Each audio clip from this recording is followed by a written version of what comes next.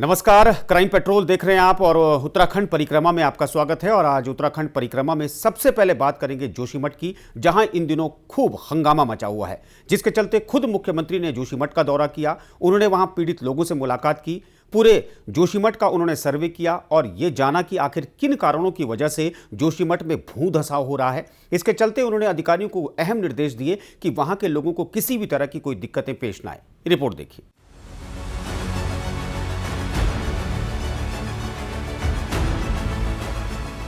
मुख्यमंत्री पुष्कर सिंह धामी जोशीमठ पहुंचे, जहां पर उन्होंने अधिकारियों को कई निर्देश दिए। उनके निर्देश पर जोशीमठ में भू धसाव के कारण विस्थापित परिवारों को मकान किराए के लिए 4,000 रुपये प्रति माह की दर से 6 माह तक दिए जाने के लिए मुख्यमंत्री राहत कोष से राहत राशि को स्वीकृत कर लिया गया है। जनपद चमोली के तहसील जोशीमठ के नगरपालिका क्षेत्र जोशीमठ के अंतर्गत कई दिनों से हो रहे भू धसाव से प्रभावित ऐसे परिवार जिनके मकान क्षतिग्रस्त हो जाने के कारण वो किसी योग्य नहीं हैं और ऐसे परिवार जो बेघर हो गए, परिवारों को सुरक्षित स्थानों पर किराए के मकान में अस्थायी रूप से विस्थापित करने के लिए 4,000 रुपये प्रति परिवार की दर से 6 माह के किराए मद में मुख्यमंत्री राहत कोष से अग्रिम के रूप में 1 करोड़ रुपए स्वीकृत कर जिलाधिकारी चमोली के निर्वहन पर रखा गया है। इस दौरान उन्होंने वहां पहुंचकर कई अधिकारियों को निर्देश भी दिए और लोगों से बातचीत भी की और आश्वासन दिया कि सरकार हर हाल में जनता के साथ है। हम अपने इस स्तर पर, सरकार के स्तर पर अलग अलग विभागों से इस पर नोडल अधिकारी इत्यादि बनाएंगे। देहरादून जाकर सभी पर हम चर्चा करने वाले हैं और कल भी हमने इस पर चर्चा करी है और निश्चित रूप से युद्ध स्तर पर काम होगा और एक एक सेक्टर को ठीक से कुछ घरों के सेक्टरों के रूप में बांट कर भी काम होगा। Bureau report, crime petrol. Congress के पूर्व प्रदेश अध्यक्ष और मौजूदा चक्राता विधायक प्रीतम सिंह की जो आज जोशीमठ पहुंचे, वहां पर उन्होंने भी लोगों से मुलाकात की। उन्होंने सरकार पर गंभीर आरोप लगाए कि अगर सरकार समय रहते पहले ही चेत जाती तो इस तरह की नौबत जोशीमठ में नहीं आती। इस रिपोर्ट को देखिए। कांग्रेस के पूर्व प्रदेश अध्यक्ष प्रीतम सिंह ने जोशीमठ पहुंचकर प्रभावित क्षेत्रों का दौरा कर जनता से मुलाकात की। उन्होंने कहा कि जोशीमठ शहर हमारी धार्मिक आस्था का केंद्र है, जो बद्रीनाथ धाम का प्रवेश द्वार होने के साथ सामरिक दृष्टिकोण से महत्वपूर्ण है। उन्होंने कहा कि सरकार अगर समय से चेत गई होती तो इस विपदा से निपटा जा सकता था। सरकार, शासन व प्रशासन को जोशीमठ के प्रभावित लोगों के दर्द को समझने, जोशीमठ शहर को बचाने के सार्थक प्रयासों के साथ दैवीय आपदा में जमींदोज हो चुके मकानों में हो रही अन्य क्षति का यथाशीघ्र आकलन करवाकर मुआवजा देना चाहिए। उन्होंने कहा कि सरकार द्वारा जो कार्य किए जा रहे हैं वो अपर्याप्त हैं। उन्होंने कहा कि वो अधिकारियों को कहना चाहते हैं कि संवेदनशील रुख अपनाते हुए विस्थापित किए गए लोगों की समुचित व्यवस्था के इंतजाम किए जाएं।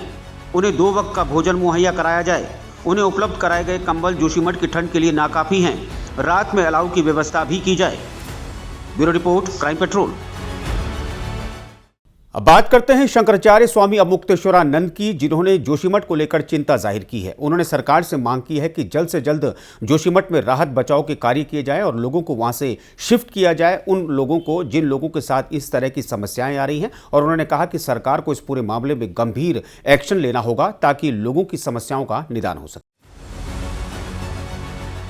उत्तराखंड के सीमांत शहर जोशीमठ में हो रहे भू धसाव पर ज्योतिषमठ के शंकराचार्य स्वामी अवमुक्तेश्वरानंद ने गंभीर चिंता जाहिर करते हुए कहा कि हिमालय क्षेत्रों के विकास के नाम पर सुनियोजित विनाश किया जा रहा है और इसी का नतीजा है कि भारतीय संस्कृति का प्रमुख केंद्र जोशीमठ में हजारों लोगों का जीवन खतरे में है।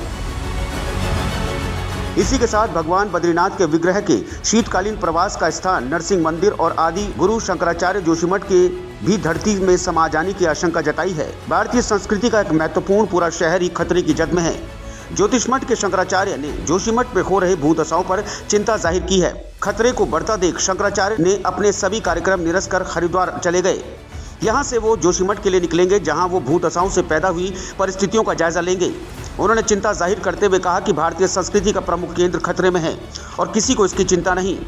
जोशीमठ में हो रहा भू धसाव का सर्वे कराया जाना चाहिए। ऐसा माना जा रहा है कि भू धसाव जोशीमठ में बन रहे पावर प्रोजेक्ट के लिए शहर के नीचे बन रही सुरंग में किए गए धमाकों का नतीजा हो सकता है। इसके अलावा जोशीमठ की सीवेज व्यवस्था, ऑल वेदर रोड अथवा धरती के नीचे स्थित ग्लेशियर के खिसकने को भी भू धसाव की वजह माना जा रहा है। जोशीमठ के मकानों, दुकानों के भवनों में आ रही दरारों और धसाव की सही वजह इसकी व्यापक जांच के बाद ही पता चल पाएगी। हमारे मठ के मुख्य द्वार के सामने की जो सड़क है वो बीच से आधी फट चुकी है, जिसमें पूरा पैर व्यक्ति का चला जा रहा है और वो गैप जो अंतराल है उसका वो बढ़ता ही जा रहा है दिनों दिन। मनमाना हो रहा है। दिल्ली में बैठे लोग या उत्तराखंड से बाहर के जो लोग हैं, जो लोग पहाड़ों की प्रकृति को नहीं समझते हैं, वो लोग विकास की योजनाएं बना दे रहे हैं और उसी को यहाँ पर क्रियान्वित किया जा रहा है। यहाँ के स्थानीय लोगों को जो समझ रखते हैं उनको उसमें सम्मिलित नहीं किया जा रहा है। इसी का ये परिणाम। Bureau report, crime petrol. बात उधम सिंह नगर के जिलाधिकारी युगल किशोर पंत की, जिन्होंने वन विभाग के अधिकारियों के साथ एक अहम बैठक की। उन्होंने वन विभाग के अधिकारियों को कई अहम निर्देश दिए और उन्होंने साफ तौर पर कहा कि समय रहते पहले ही जो फायर लाइन्स है उनका निर्माण हो जाए, ताकि गर्मियों में जो आग लगने की जो घटनाएं होती है उन घटनाओं पर काबू किया जा सके।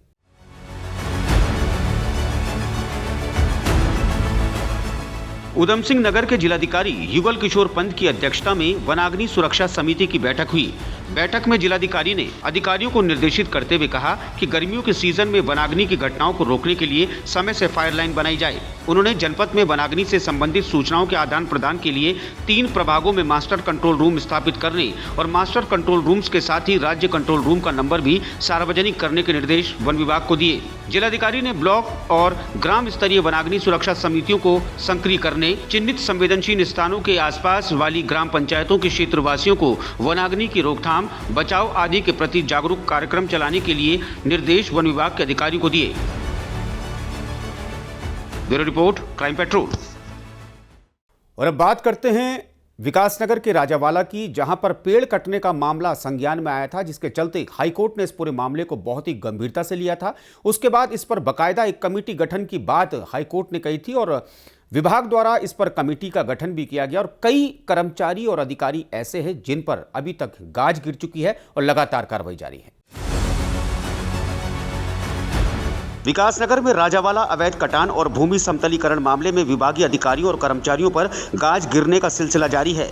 वहीं हाईकोर्ट के आदेश पर गठित टीमों द्वारा मौके की जांच पड़ताल जारी है। इसी के तहत तहसील विकासनगर के अंतर्गत राजावाला की इस जंगल से लगती विवादित भूमि पर प्रमुख वन संरक्षक द्वारा गठित टीम द्वारा सीमांकन कर वहां से काटे गए प्रतिबंधित प्रजाति के पेड़ों के साथ अन्य पेड़ों की गिनती शुरू हो गई है।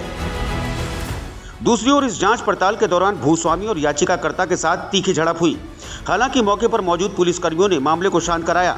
आपको बता दें कि इस प्रकरण को लेकर आरोप है कि जंगल से लगती प्राइवेट फॉरेस्ट बताया जा रहा है। इस भूमि पर अवैध तरीके से न केवल सैकड़ों की संख्या में प्रतिबंधित प्रजाति के साल व अन्य पेड़ों का कटान किया, बल्कि तहसील कर्मियों की सांठगांठ से नियम विरुद्ध भूमि समतलीकरण भी किया गया। पिछले लंबे समय से जारी ये खेल पिछले साल प्रकाश में आया और मीडिया की सुर्खियां बना।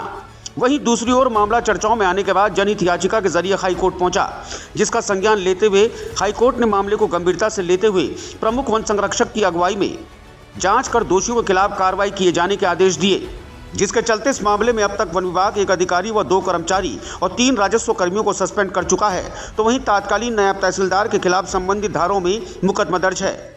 प्रमुख वन संरक्षक महोदय द्वारा एक समिति गठित की गई है डीएफओ देहरादून की अध्यक्षता में। उसी क्रम में आज यह समिति इस क्षेत्र का भ्रमण कर रही है और चूंकि क्षेत्र बड़ा है और ठूठों को गिनती में समय लगेगा, तो समिति आगामी कुछ दिनों तक यहाँ पे विजिट करती रहेगी जब तक कि उसकी रिपोर्ट कंप्लीट ना हो जाए। और एक बार जब रिपोर्ट कंप्लीट हो जाएगी तो प्रमुख वन संरक्षक महोदय के समक्ष और फिर न्यायालय के समक्ष प्रस्तुत की जाएगी। Bureau report, crime petrol.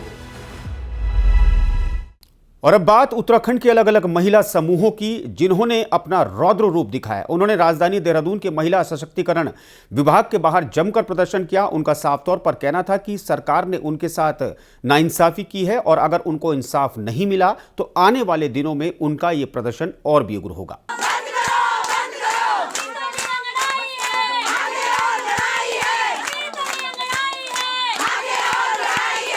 प्रदेश भर की महिला समूह की सैकड़ों महिलाओं ने बाल विकास निदेशालय पर तालाबंदी की।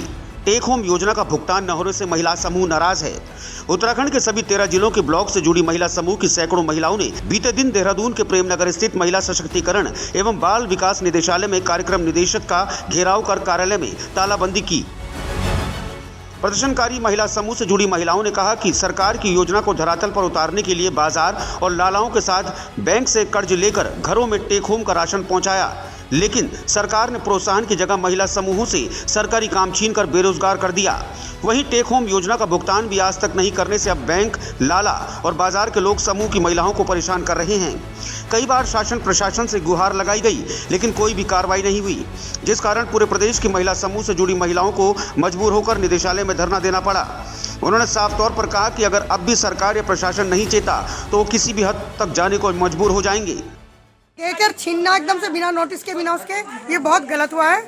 महिलाएं जहाँ जैसे उठने को हुई थी वैसे वो सड़क पे आ गई हैं दोबारा, और ये स्थिति इतनी विकट हो गई है कि बैंकों से लेके हमारे मतलब पड़ोस वाले भी हमारे अजीब सी निगाहों से देख रहे हैं। ये स्थिति हो गई है। इतने टाइम से परेशान है। इनके यहाँ घर पर आड़ती आ रहे हैं, जिन्होंने राशन लिया है वो घर पे आ रहे हैं। ये ब्याज की किस्तें भर रहे हैं, लेकिन महिला परेशानी हुई क्योंकि वो बच्चे कैसे पालें, कैसे करके। तो इन्होंने बेचारा ने इधर से उधर से पैसे इकट्ठे करके इन्होंने राशन को THR का जो राशन को उपलब्ध करवाया सरकार के कहने। वहीं बाल विकास परियोजना के कार्यक्रम निदेशक ने कहा कि शासन को प्रस्ताव भेजा गया है, जैसे ही पेमेंट आती है तो तत्काल समूहों को पैसा दे दिया जाएगा। निदेशालय को बजट आवंटन नहीं हुआ है शासन से। हमने आज भी ये भी पता किया, इनके आने के बाद भी मैंने वो पता किया, निदेशालय में ऊपर भी फ़ोन किया, तो उनका कहना है अभी बजट आवंटित नहीं हुआ है। तो जब निदेशालय को बजट आवंटित हो जाता है, फिर वो बजट हम सीधे निदेशालय से परियोजनाओं को चला जाता है, बाल विकास परियोजना अधिकारी कार्यालयों में, फिर वहाँ से संबंधित माता समितियों के खाते में जाता है और वो स्वयं सहायता समूहों को भुगतान कर देती हैं। तो अभी चूंकि बजट आवंटन ही नहीं हुआ है, इस कारण ये भुगतान में विलम्ब हो रहा है, और जिसके कारण ये महिलाएं थोड़ी क्रोधित हैं और ये यहाँ पे आई हुई हैं। Bureau report, crime petrol. तो आज की उत्तराखंड परिक्रमा में इतना ही। कल फिर हाजिर होंगे अन्य खबरों के साथ। आप देखते रहिए क्राइम पेट्रोल, और मुझे और मेरे सहयोगी अफजाल अहमद को दीजिए इजाजत। नमस्कार।